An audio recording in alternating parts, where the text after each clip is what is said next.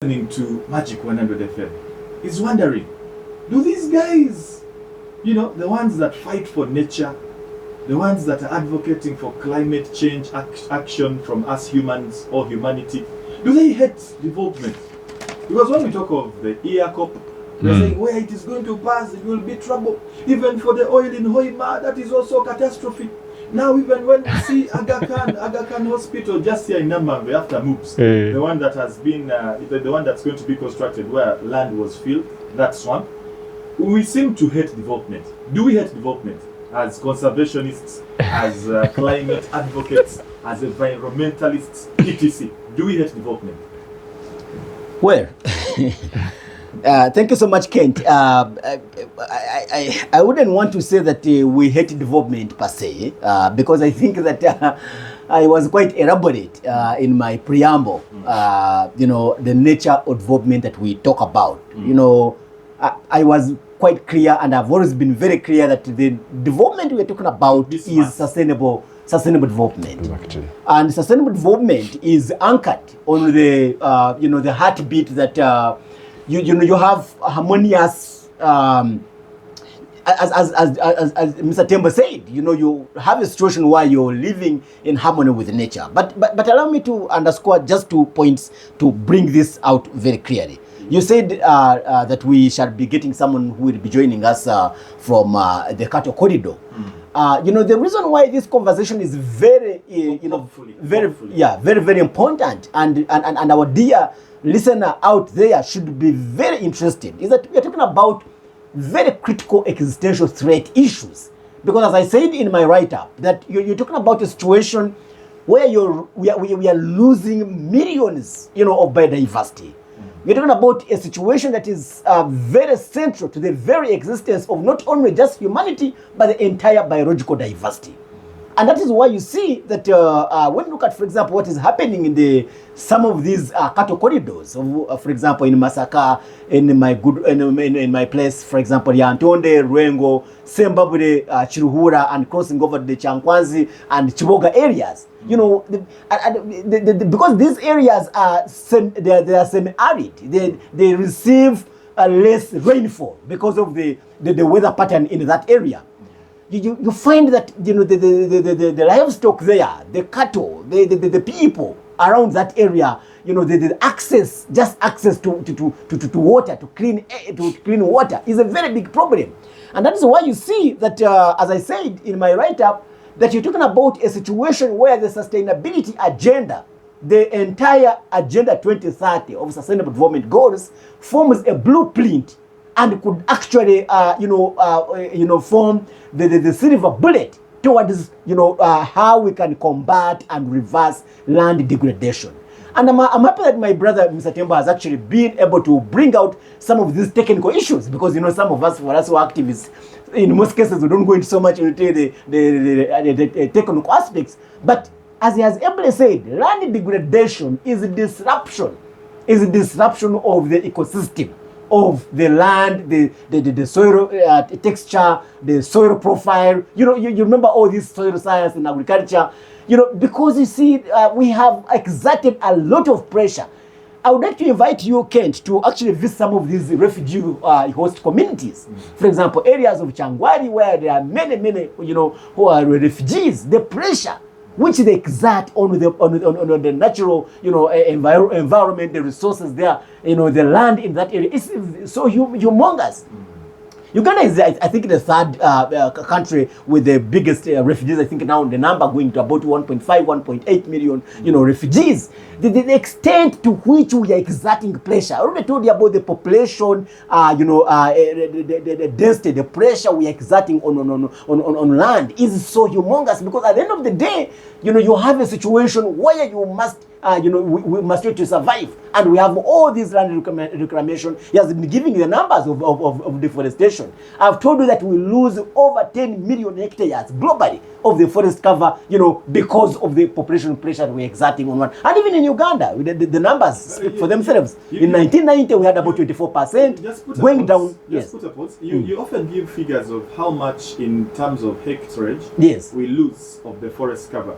How much in terms of hectarage do we achieve per year? When you look at, for example, like Is it possible that we plant a hectare per year? as I said, there is a difference between tree planting and tree growing. So let's look at the numbers. For example, in Uganda, by 1990 we had about 24% of the forest cover, but by 2010, you can imagine from 1990 to 2010 we had lost over the numbers had gone down to about 8%. And of course, remember that time there was a lot of buzz around industrialization and the population growth. But then from 2010 to 2020, the numbers because of the environmental activists coming out, the numbers are now slightly going up to about 9.5%. By 2020, before COVID, we had the population, the forest cover was about 12%.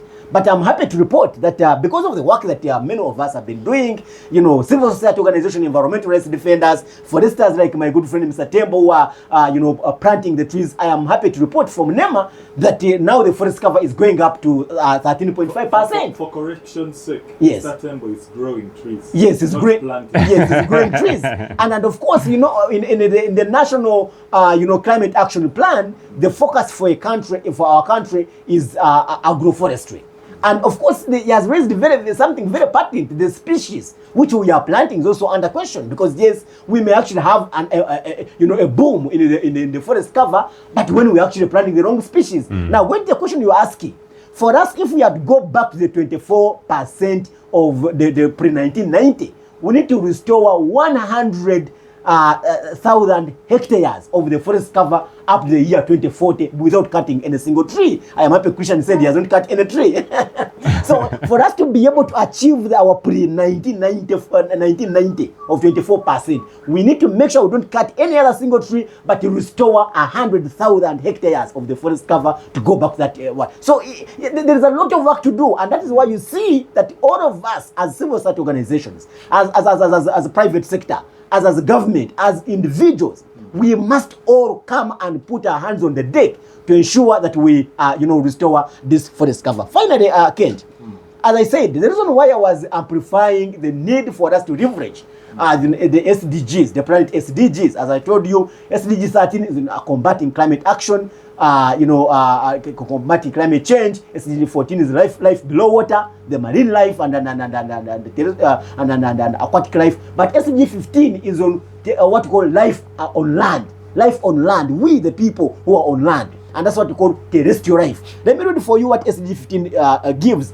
It provides that we provides for protecting, restoring, and promoting sustainable use of terrestrial and ecosystems, sustainably manage forests, combat desertification, and halt and reverse land degradation and halt biodiversity loss. So, as I said, the SDG agenda is a blueprint of what we need to do, both as a global community, but also disaggregating, cascading down at the national and the subnationals, what we need to do together to ensure that we actually jointly combat this issue of climate change, combat desertification, and restore the degraded land. And that's why you see, for us as civil society organization, we've been calling, for example, like budget tagging. Can't you? We are fresh from the budget reading.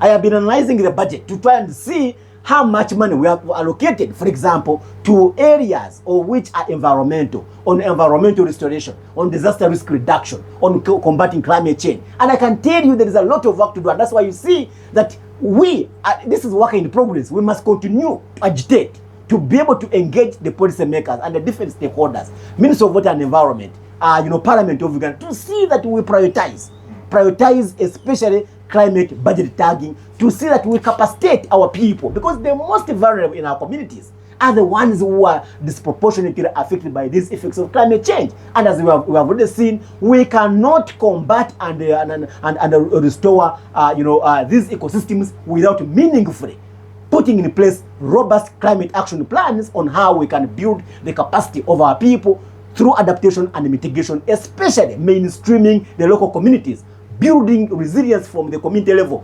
practicing and promoting climate smart agriculture to see that the 67% of our people who are in subsistence farming, the 39% of our people who are outside the money economy can be able to be capacitated to be climate resilient and be able to adapt to the effects of climate change.